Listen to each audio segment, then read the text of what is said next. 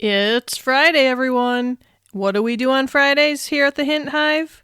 That's right, we smash the patriarchy.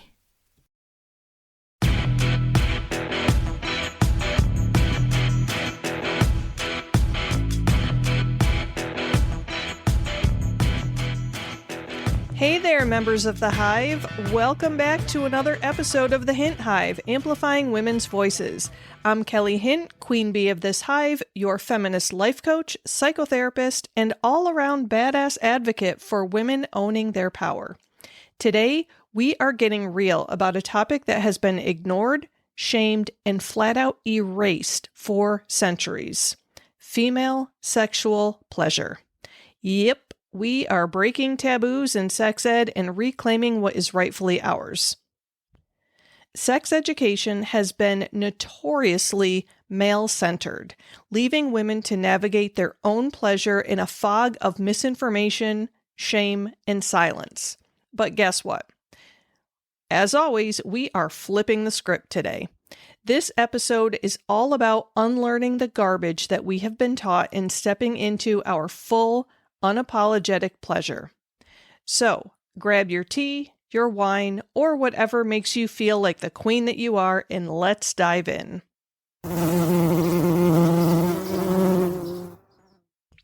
Now, some of you may have wondered throughout your life why female pleasure has been erased from sex ed.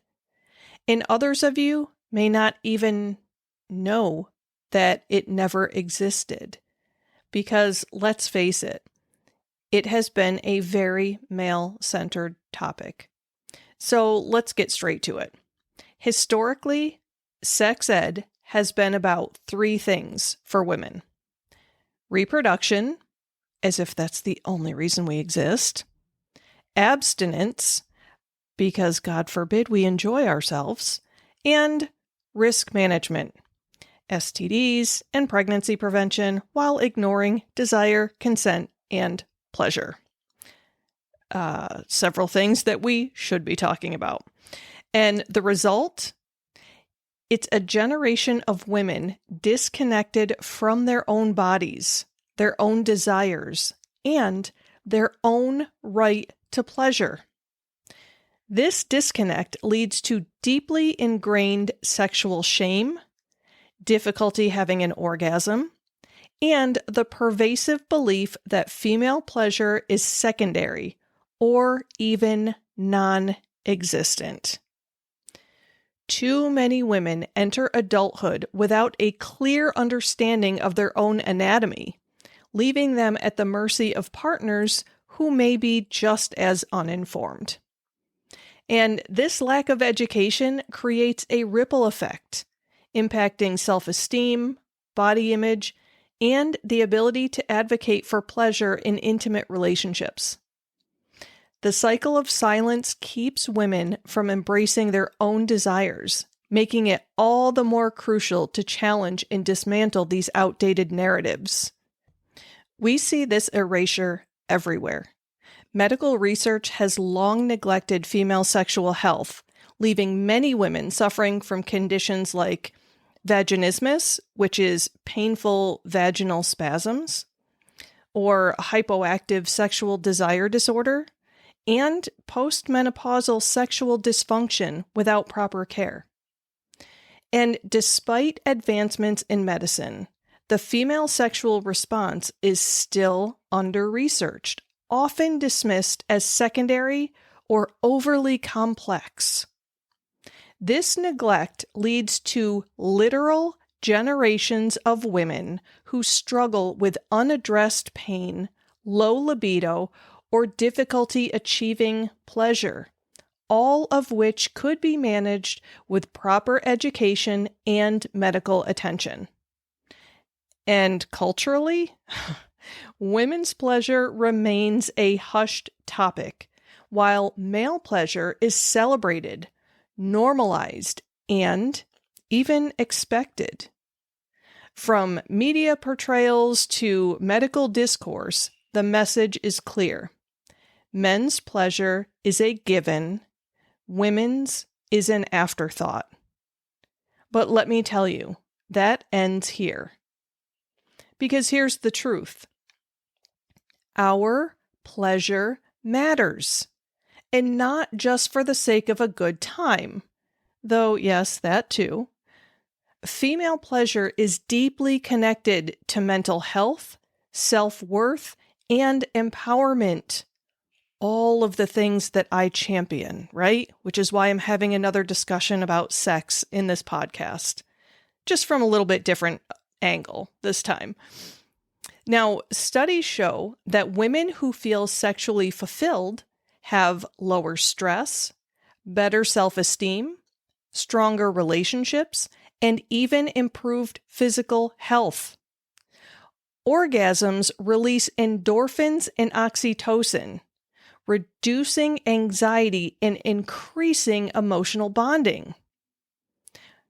When women reclaim their right to pleasure, they are reclaiming a vital part of their overall well-being, breaking free from the shame and suppression that have held them back for literal generations.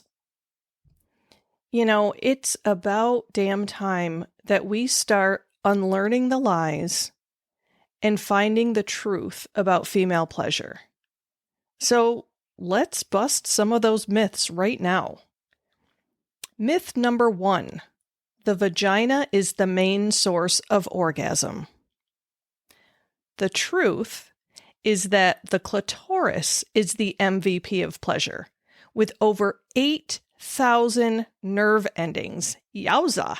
That is twice as many as the penis. And yet, it's barely mentioned in sex ed. In fact, embarrassingly, medical textbooks only fully mapped the internal structure of the clitoris in the late 1990s. Let that sink in for a minute. This organ exists solely for pleasure, and understanding it is key to breaking the cycle of misinformation. And ladies, for those of you right now who just feel like they want to die because I'm saying words like vagina, clitoris, and penis, get used to it. Embrace it. We need to have the vocabulary. And I understand that this subject, it pushes up against a lot of feelings and discomfort. Modesty is often a factor. But ladies, come on. We've got to do better. We need to educate ourselves and each other so that we can enjoy this wonderful experience that I believe is owed to us, just as equally as a man. All right. Myth number 2. Women take longer to orgasm because they're complicated. Please. The truth is, women take longer because they're taught to prioritize male pleasure over their own. The reality? Studies show that when women feel safe, relaxed, and properly stimulated, they can orgasm just as fast, sometimes faster, than men. It is not about complexity. It's about context, education, and unlearning years of conditioning that tells women their pleasure is secondary. So please stop blaming women, saying that we are complicated. Just because you don't understand something does not mean that it's complicated. Take the time to educate yourself. And ladies, I encourage you to take the time to educate yourselves. Seriously. As well as your partners educating themselves. All right, myth number 3. Pain during sex is normal. The truth is that pain is a signal, not a sentence. If sex is painful, it's a sign of a medical issue, lack of arousal, or emotional disconnect, not just how it is for women.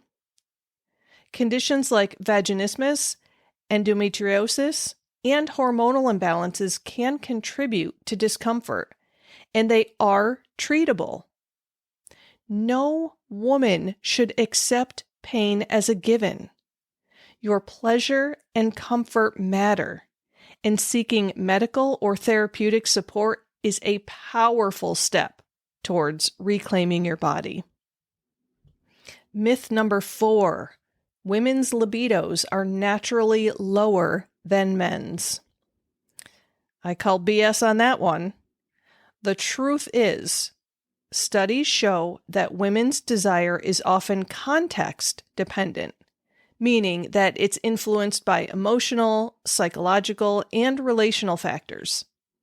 And so naturally, stress, fatigue, relationship dynamics, and even societal expectations play a huge role. Women's libido is not lower, it's just different. In fact, research indicates that when conditions are optimal, women's desire can be just as high, if not higher, than men's. The real issue? We have been taught for generations to suppress it. All right, now let's get to the actionable steps in reclaiming our pleasure. So, how do we undo years of conditioning and take back what's ours? Let's get into some badass actionable steps. Step 1, and this one's going to make some of you cringe, I promise. Get to know your own body. Because pleasure starts with you. Take the time to explore, touch, and understand what feels good without guilt or hesitation. This is not selfish. It's not dirty. It is self-care and self-knowledge.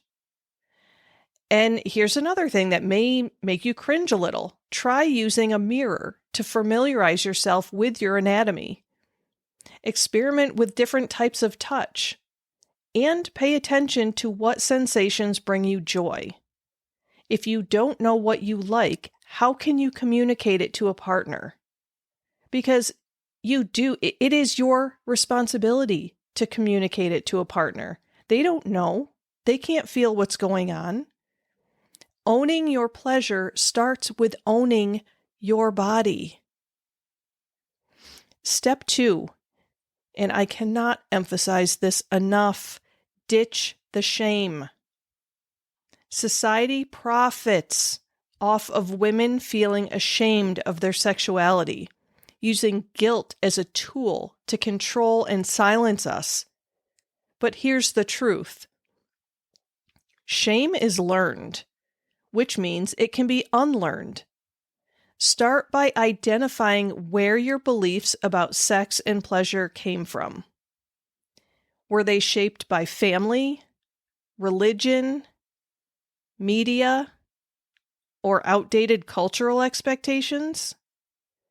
Challenge those narratives and replace them with ones that honor your right to pleasure and autonomy.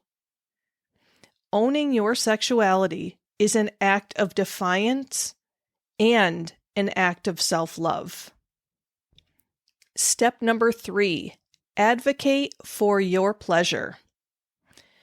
Whether you are single or in a relationship, your pleasure should be a priority. And if you don't believe that, work on that first before you work on this step. You've got to speak up. Ask for what you need without hesitation or guilt. Communicate openly with your partner about what feels good and what doesn't. Remember, sex should be a two-way street, not a performance. Your pleasure is just as important as anyone else's, and it's time to start owning it unapologetically. Step 4, educate yourself. Read books, listen to experts, and seek out sex-positive resources that center female pleasure.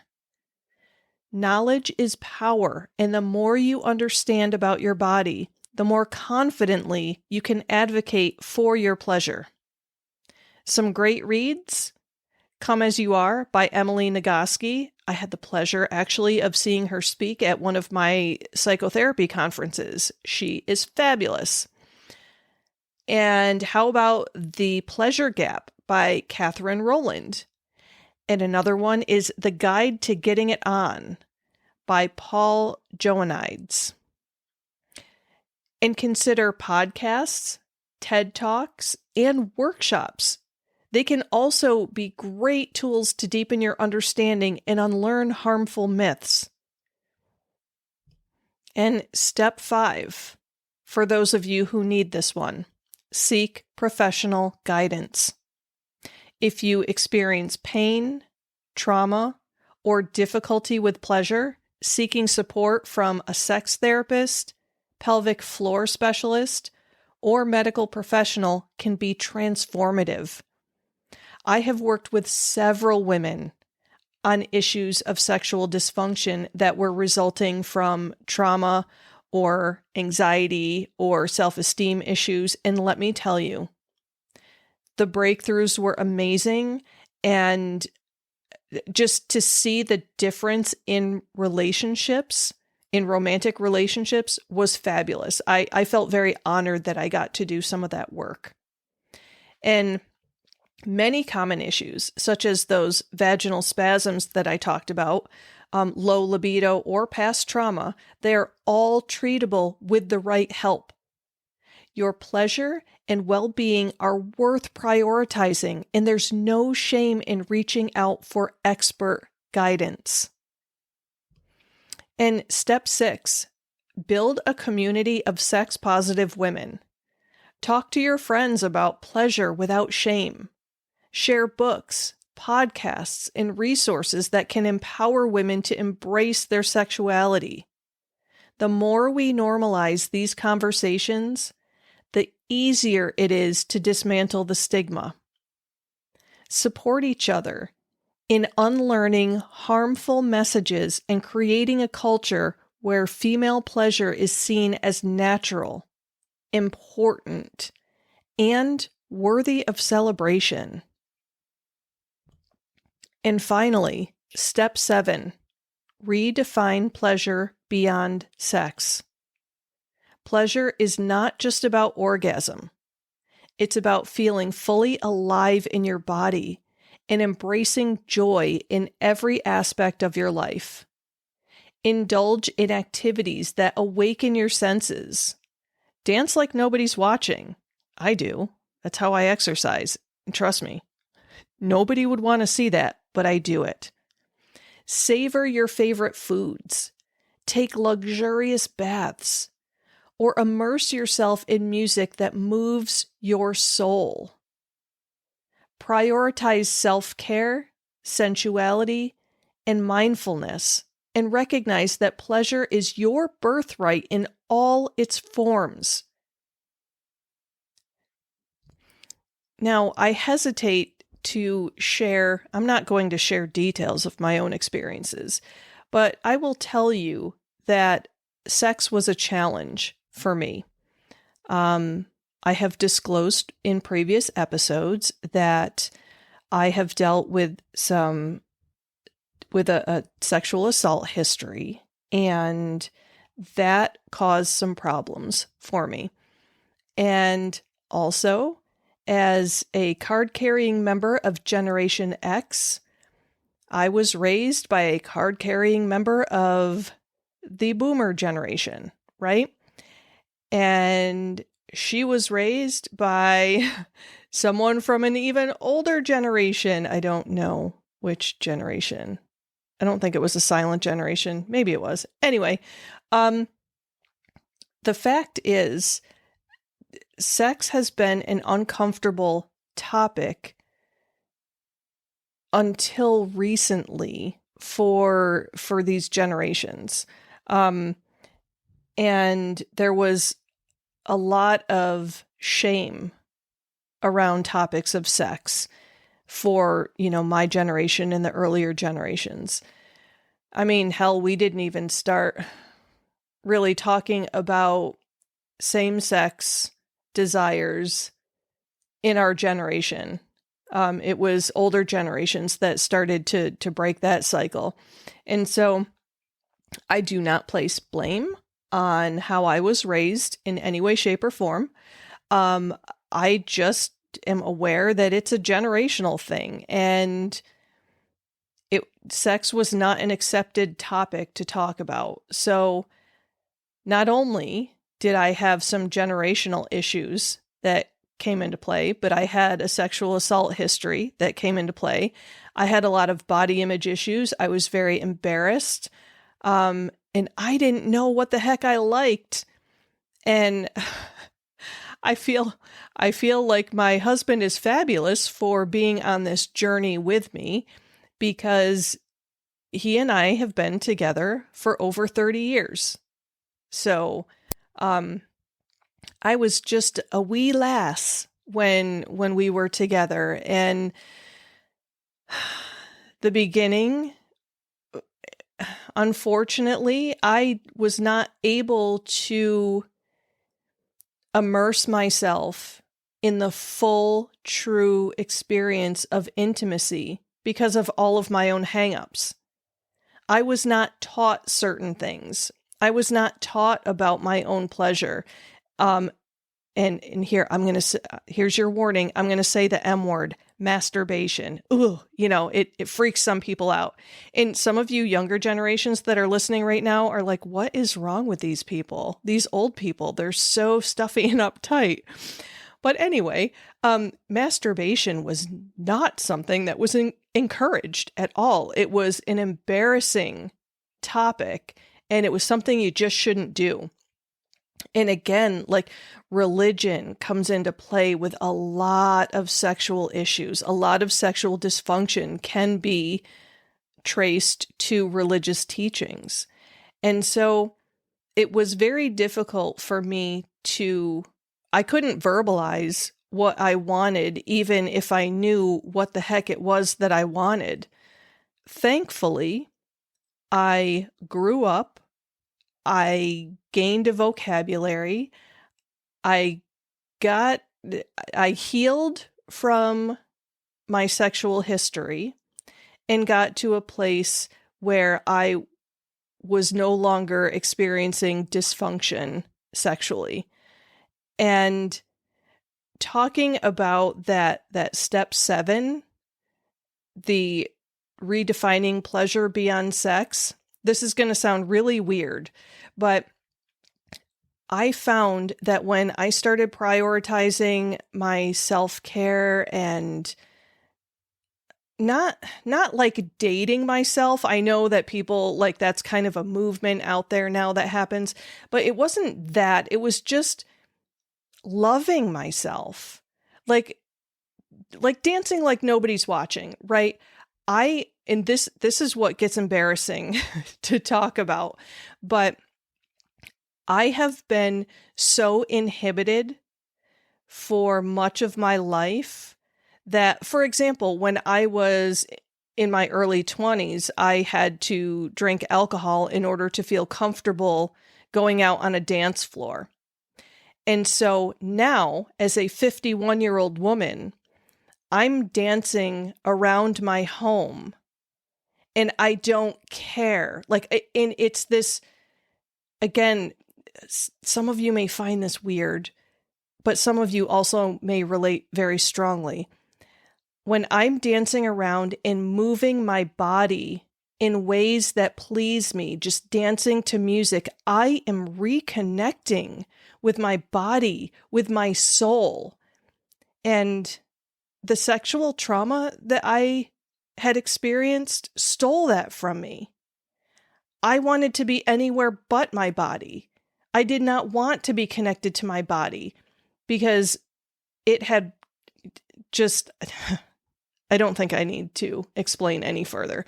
So now when I'm dancing around and I'm having fun and I'm feeling so free and uninhibited, there are times, I'm telling you, I'm so embarrassed to admit this, but I get tears in my eyes when I'm home alone and I'm dancing around my house and I'm feeling so much pleasure dancing around because I'm free. Nobody's telling me that I look stupid and nobody is touching me in ways that I don't want to be touched. I am moving my body around. I'm jumping around like a maniac and I'm so connected to my body, and it feels so good that tears come to my eyes.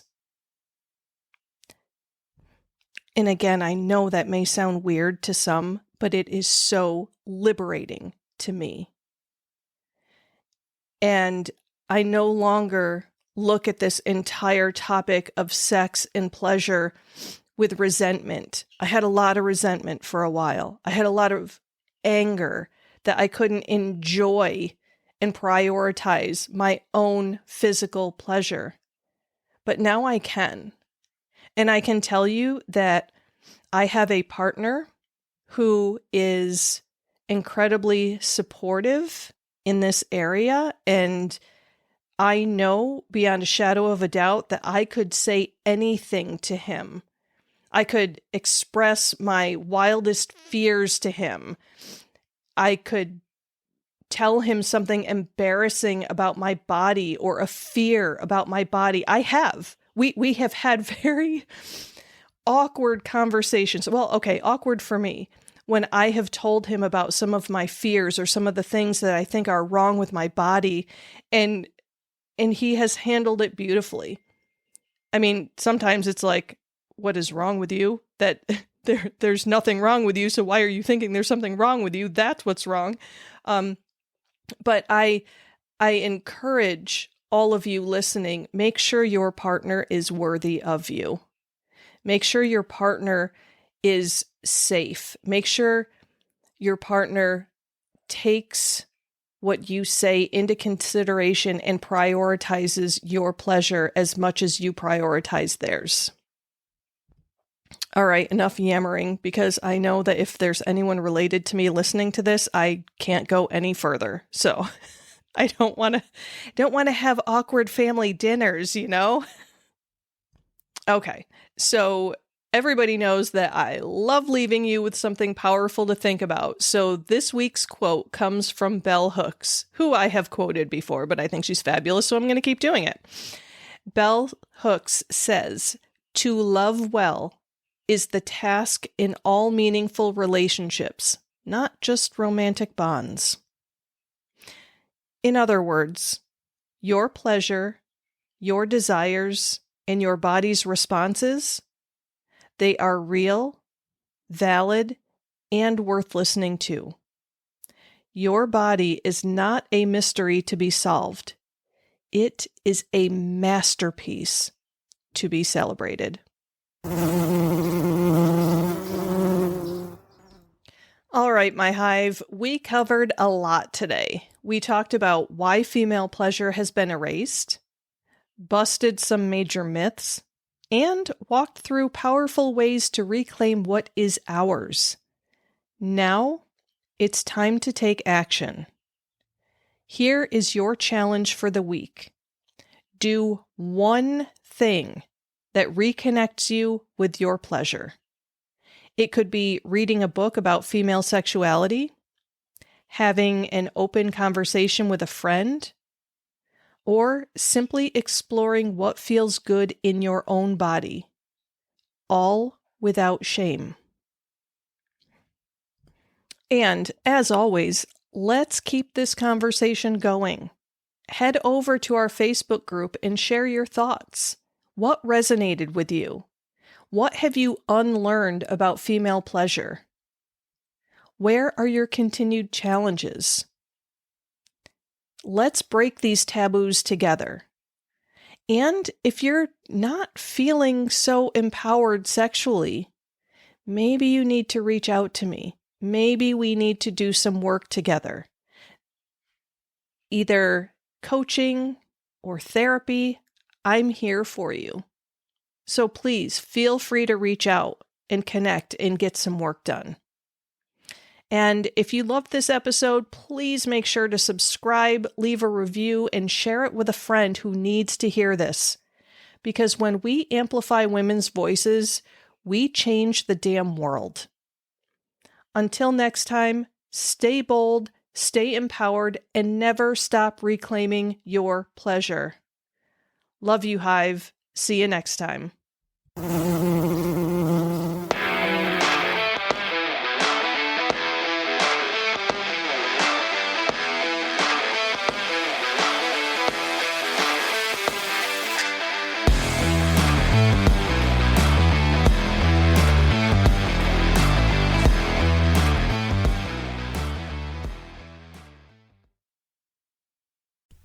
This podcast is powered by Kelly Hint Empowerment Coaching, as well as Kelly M. Hint LMHC and The Cranky Counselor. To find out more about coaching services, head over to CoachKellyHint.com. If you'd like to know more about the psychotherapy services I offer to individuals within the state of New York, you can check out KellyMHint.com. And if you'd like to learn more about aromatherapy, you can check out TheCrankyCounselor.com.